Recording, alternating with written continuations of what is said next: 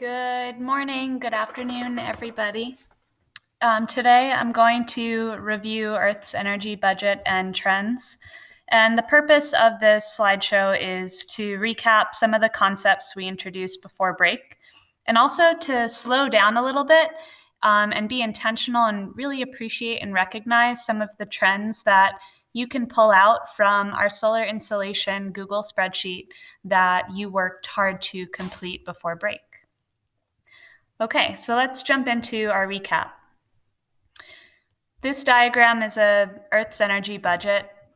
Earth's energy budget describes the balance between the radiant energy that reaches Earth from the sun and the energy that flows from Earth back out to space. If you're going to take away two things from the diagram, it's that one, the sun is Earth's primary source of heat.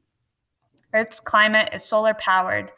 On average, we know that Earth absorbs about 240 watts of solar power per square meter.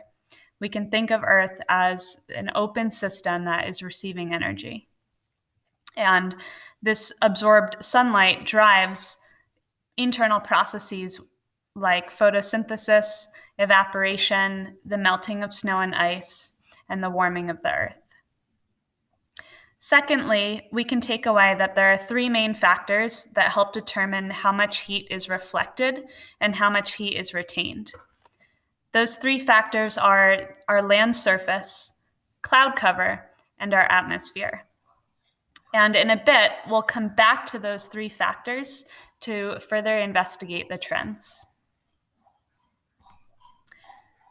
So to introduce a climate trend, let's take a really oversimplified model of the Earth. If we imagine the Earth as a system, we can picture three scenarios.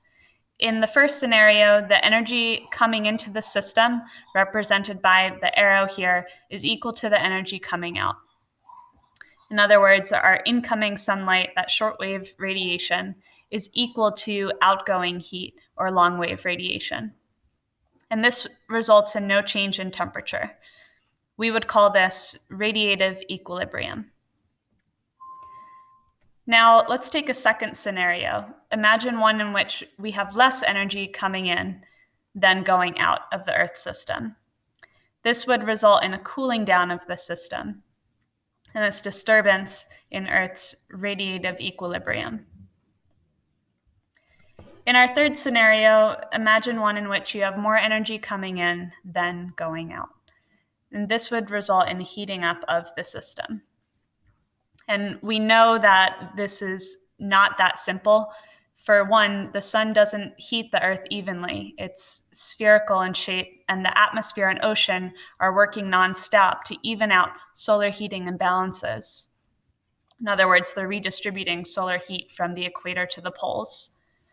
In addition, we know that there's vertical distribution of heat from Earth's surface and lower atmosphere back out into space. And later in the week, Max will be teaching us more about the role of atmosphere and ocean circulation patterns.